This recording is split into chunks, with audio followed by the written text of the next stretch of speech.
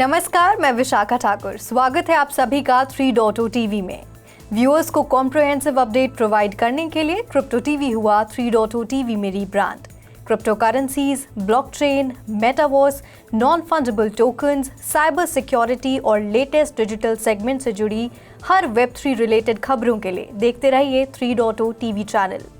पेश है आज की मुख्य खबरें। आरबीआई गवर्नर ने कही सेंट्रल बैंक की चेतावनियों से प्रेरित होकर लोगों द्वारा क्रिप्टो से बचने की बात।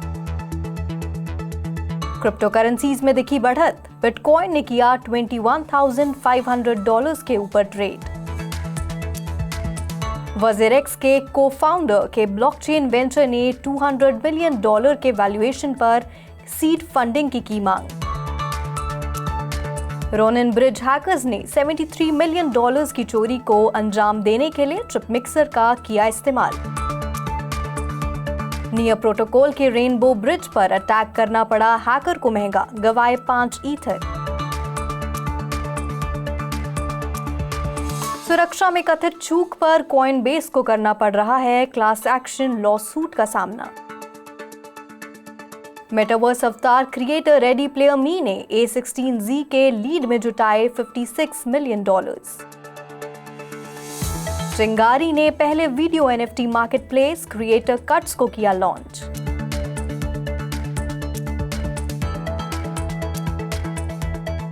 और अब खबरें विस्तार से। Reserve Bank of India governor Shaktikanta Das ने बिजनेस चैनल ET Now के साथ एक इंटरव्यू में कहा है कि इंडियन सेंट्रल बैंक की वार्निंग बेल्स ने लोगों को क्रिप्टो करेंसी से बचने के लिए प्रेरित किया है। दास कहते हैं, मुझे खुशी है कि हमने उन चेतावनी संकेतों को सुना। अनजाने में मुझे पता है कि बहुत से लोगों ने क्रिप्टो में इन्वेस्ट नहीं किया है या वे क्रिप्टो से बाहर निकल गए हैं, जो कि रिजर्व बैंक से निकलने वाले कॉशन और कंसर्न के कारण है। गवर्नर दास के कमेंट्स ऐसे समय में आए हैं जब इस साल क्रिप्टो करेंसी ने बेतहाशा उतार चढ़ाव का अनुभव किया है। इस तरह से 8 महीने से भी कम समय में बिटकॉइन और इथेरियम में 60% से अधिक की गिरावट आई है। ये कई कारकों के कारण है, जिसमें न सिर्फ अमेरिका में बल्कि दुनिया भर में बढ़ती इन्फ्लेशन भी शामिल है। Geopolitical unrest, Terra Luna collapse जैसे कारण की वजह से क्रिप्टो करेंसी लेंडर्स के बीच बड़े पैमाने पर इंसॉल्वेंसी देखने मिली है। रॉयटर्स पोल के बाद उम्मीद से कम रेट हाइक पर ऑप्टिमिज्म के बीच क्रिप्टो करेंसी ने मंगलवार को उच्च स्तर पर ट्रेड किया। इकोनॉमिस्ट का अनुमान है कि फेडरल रिजर्व सितंबर में रेट्स में 50 बेसिस पॉइंट्स की बढ़त करेगा। ऐसे में उम्मीदों के बीच रिसेशन चरम पर है और मंदी की चिंता बढ़ रही है। वहीं बिटकॉइन को पिछले 24 घंटों में 1.4% की बढ़त के साथ $21,517 पर ट्रेड करते हुए देखा गया, जबकि इथेरियम ने उसी समय के दौरान 4.5% की बढ़त के साथ $1,631 पर ट्रेड किया है। हालांकि वॉल स्ट्रीट के मेन इंडेक्सेस पिछले सेशन में भारी सेल ऑफ के बाद मंगलवार को थोड़े नीचे जाते हुए ओपन हुए, जिसकी वजह अमेरिकी फेडरल रिजर्व द्वारा रेट्स में बढ़ोतरी पर आक्रामक संकेतों के बारे में चिंता थी, जिसमें टैब पर मैन्युफैक्चरिंग और सर्विसेज के डेटा थे।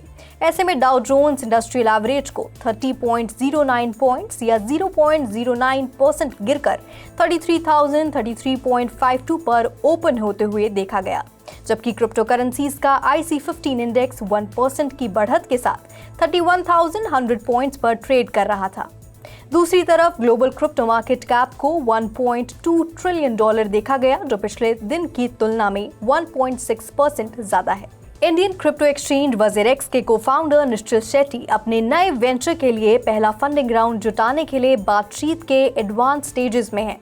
शेट्टी अपने ब्लॉकचेन स्टार्टअप शाडियम के लिए सीड फंडिंग में $20 मिलियन से $30 मिलियन की मांग है, लेकिन अनोनिमिटी की रिक्वेस्ट की है क्योंकि चर्चा चल रही है और प्राइवेट है।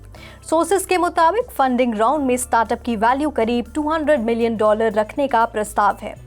सोर्सेस के अनुसार the Spartan Group, Struck Crypto, Big Brain Holdings और कोजिटेंट वेंचर्स राउंड में पार्टिसिपेट करने के इंटरेस्टेड इन्वेस्टर्स में से है। शेट्टी ने कंफर्म किया है कि स्टार्टअप कैपिटल जुटाने की प्रोसेस में है, लेकिन ये राउंड अभी तक बंद नहीं हुआ है।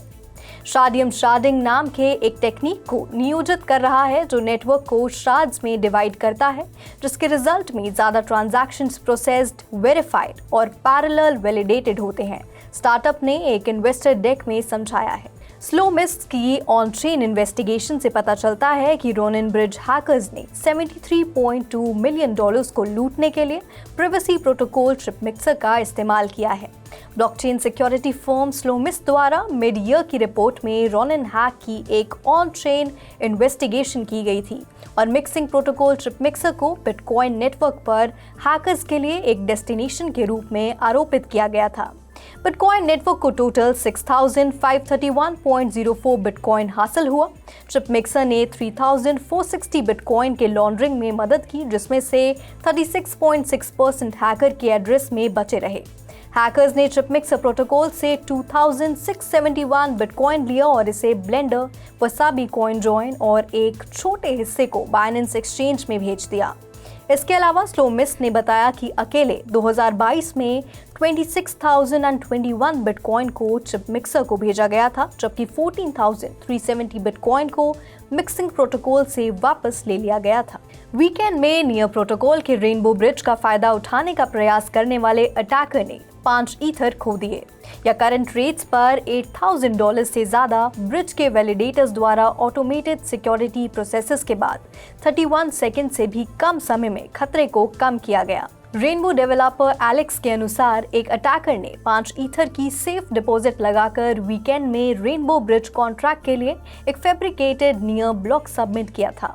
सबसे ज्यादा संभावना है कि अटैकर का इरादा ट्रांजैक्शंस करने और रेनबो के स्मार्ट कॉन्ट्रैक्ट्स को पहले बिना किसी फंड को जमा किए लॉक किए गए फंड को रिलीज करने के लिए मूर्ख बनाना था।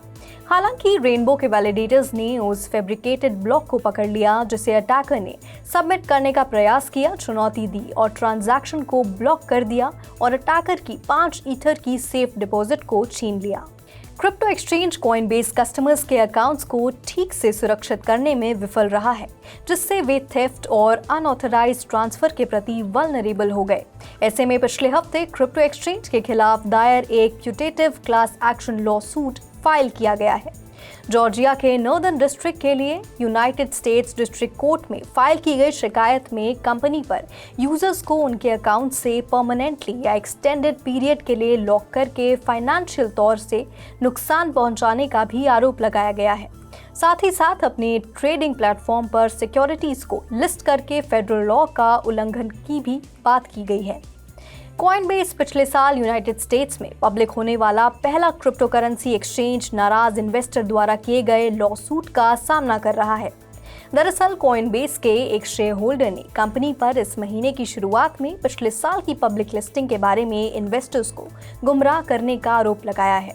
इसके अलावा न्यू जर्सी में दायर एक दूसरे aspiring class action law suit में अमेरिकियों द्वारा अनरजिस्टर्ड सिक्योरिटीज का ट्रेड करने की अनुमति देने का आरोप लगाया गया है। ऐसे में प्लेटफॉर्म इन्वेस्टर्स द्वारा आर्बिट्रेशन के माध्यम से दायर 2 अलग अलग मुकदमों को निपटाने का भी प्रयास कर रहा है। जॉर्जिया लॉ सूट 100 से ज्यादा लोगों के एक क्लास को रिप्रेजेंट करता है, जिसमें लीड प्लेंटिफ और जॉर्जिया रेजिडेंट जॉर्ज कटुला शामिल हैं। हालांकि कटुला के वकीलों का मानना है कि इससे भी ज्यादा विक्टिम्स हो सकते हैं। आज के लिए फिलहाल इतना ही। मैं विशाखा ऐसी ही खबरों के साथ आपसे फिर मिलूंगी। तब तक के लिए देखते रहिए 3.0 टीवी। हमारे चैनल को सब्सक्राइब, लाइक और शेयर जरूर करें।